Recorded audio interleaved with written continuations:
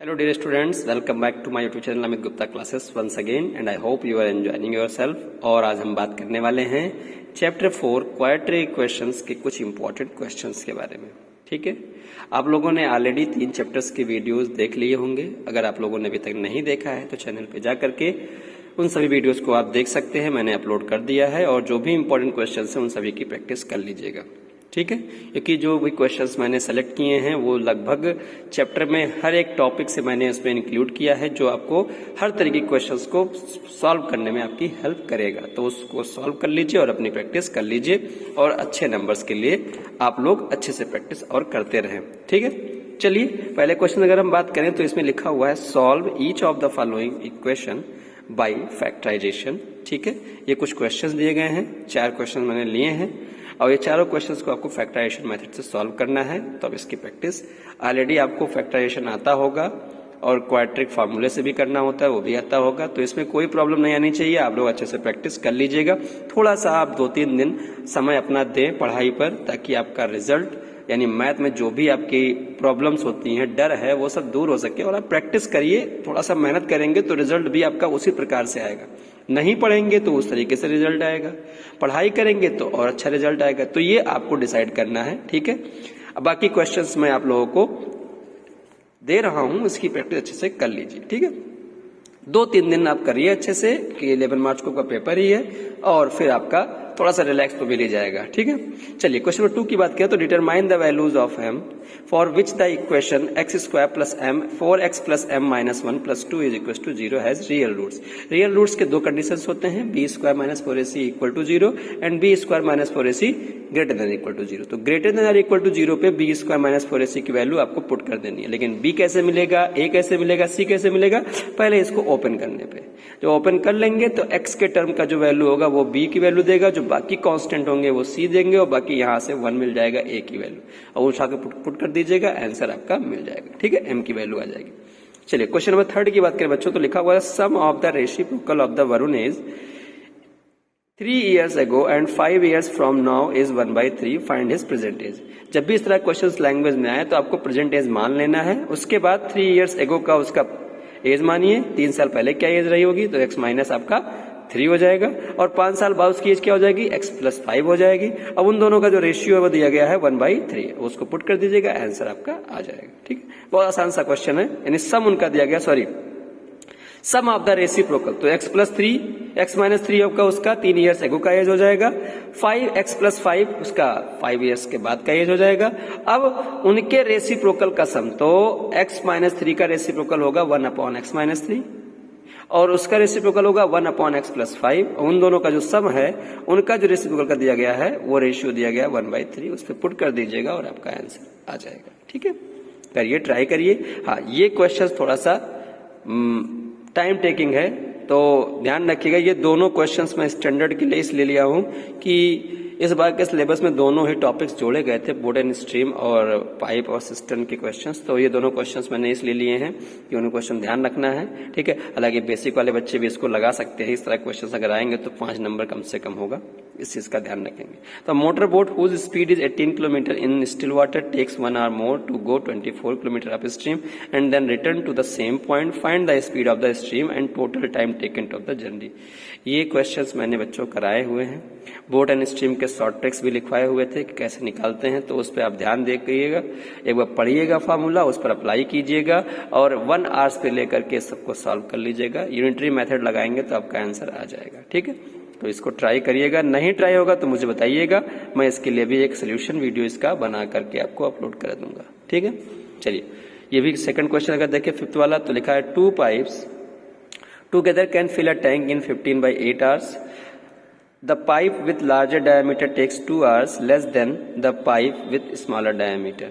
To fill the tank separately, find time in which each pipe can fill the tank separately. ठीक है, तो इस तरह के क्वेश्चंस पाइप में देखने को मिल सकते हैं कि 2 पाइप हैं जो एक साथ टैंक को इतने हार्स में भर सकते हैं। अगर बड़े एक पाइप का जो लार्जर डायमीटर वाला पाइप है वो 2 घंटे कम समय लेता है उस पाइप के स्मॉलर डायमीटर वाले पाइप से अगर अलग अलग उनको भरना जाए, ठीक है। Find the time taken in each pipe can fill the tank separately. तो बताइए कि अगर अलग अलग एक एक पाइप ही उस टैंक को भरना चाहें तो अलग अलग समय में कितने समय में वो दोनों अलग अलग इस टैंक को भर देंगी, तो उसको निकालना है आपको, ठीक है।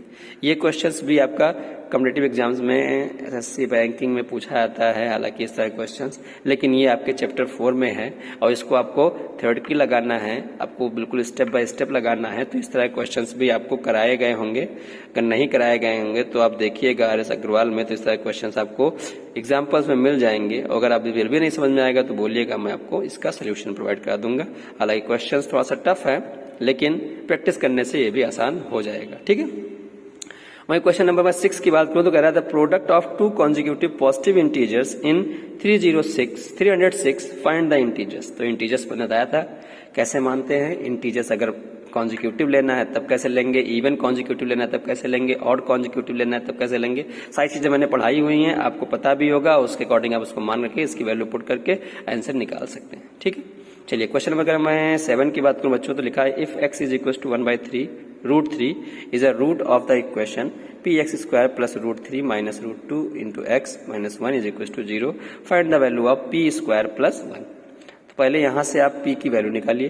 कब निकलेगा p की वैल्यू? जब आप इस रूट को इसमें सेटिस्फाइड करा देंगे, जहां जहां x है वहां इसको पुट कर दीजिएगा, p की वैल्यू आएगी, p की वैल्यू जो भी आएगी आप पुट कर दीजिएगा और आपका आंसर आ जाएगा। तो ये कुछ 7 क्वेश्चन आपके हैं, और भी क्वेश्चंस देखते हैं क्या मैंने इसमें इंपॉर्टेंट लिए हुए हैं। हाँ थोड़े और हैं, इसको भी देख लीजिए। अगर मैं बात करूं क्वेश्चन नंबर 8 की तो कह रहा है if one root of the quadratic equation 3x² minus 8x minus 2k plus 1 is equal to 0 is 7 times the other then find the value of k। यानी कोई भी किसी भी क्वाड्रेटिक इक्वेशन जो गिवन है इसका एक रूट जो है वो 7 टाइम्स दूसरे के, तो आप रूट a और b भी मान सकते हैं या फिर अल्फा एंड बीटा मान सकते हैं। अब अल्फा जो है 7 टाइम्स ऑफ बीटा है, या बीटा जो है अल्फा 7 टाइम्स ऑफ अल्फा है, जो भी ऐसा मानना होगा आप अपने अकॉर्डिंग मान लीजिएगा, ठीक है। और इसमें प्रोडक्ट लगा करके इसमें k की वैल्यू निकाली जा सकती है, ठीक है। तो यहां से इसको निकाल लीजिएगा। वहीं क्वेश्चन नंबर 9 की बात करें तो find the value of k for which the roots of the quadratic equation 5x² minus 10x plus k is equal to 0 are real and equal. Condition बता दिया गया है रियल एंड इक्वल के लिए। हमेशा रियल एंड इक्वल के लिए दो कंडीशन होता है, b² minus 4ac equal to 0, उस पर रख करके k की वैल्यू निकाली जा सकती है।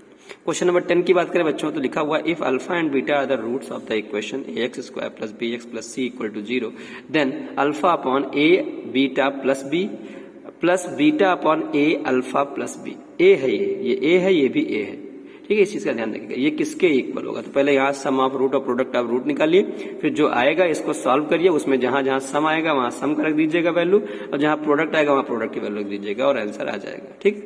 तो ये क्वेश्चन नंबर 9 था। क्वेश्चन नंबर 10 की बात करें बच्चों तो 10 था। क्वेश्चन नंबर 11 की बात करें if the quadratic equation ax² plus bx plus c equal to 0 has 2 real and equal roots. इसके 2 रियल और इक्वल रूट्स हैं, तो इक्वल रूट से कंडीशन पता ही है, वहां c की वैल्यू निकालनी है। आसान सा क्वेश्चन है, इसको आप ध्यान रखिएगा, ठीक है।